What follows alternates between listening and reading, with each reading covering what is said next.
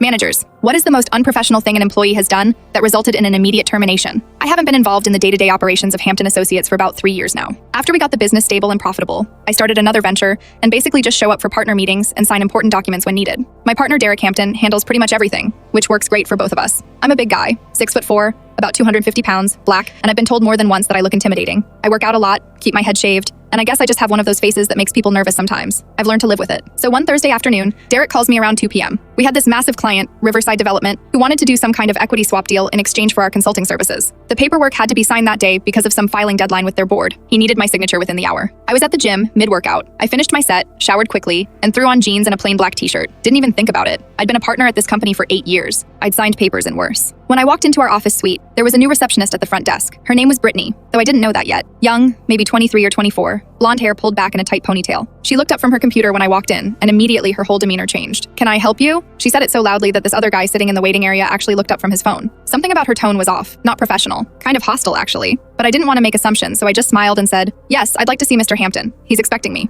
I realize now I should have said my name, Marcus Webb, partner, the name that's on the door and the website, but for some reason I didn't. And she didn't ask. She didn't check a schedule, didn't pick up the phone, didn't use the intercom. She just laughed, this short, dismissive laugh, and said, "Mr. Hampton doesn't take walk-ins, sir." The way she said sir felt like an insult. I stood there for a second, trying to process what was happening. Then she literally turned her chair around so her back was facing me, just completely dismissed me. "Excuse me," I said, louder this time. She reached up and put headphones in, like I wasn't even there. The guy in the waiting area, some career applicant meeting with our office manager, started snickering. He was actually amused by this whole thing. I felt my face get hot. I don't get embarrassed easily, but this was humiliating. I raised my voice. "I need to see Mr. Hampton, and I'm going back there. Like I said, he's expecting me." She turned around just enough to laugh at me again. Didn't buzz me in. Our office has this security system where you need to be buzzed through the glass doors to get to the main workspace. She just sat there, smirking, with her headphones in. I don't know if she saw me through the glass or if someone told her, but suddenly, our office manager, Patricia, came running up to the door. She buzzed me in immediately and greeted me with, "Marcus, Derek said you were coming. Sorry about the wait." I looked back through the glass. Brittany had gone completely pale, just white as paper. She'd taken the headphones out and was staring at Patricia like she'd just realized she'd made a terrible mistake. I went back to Derek's office,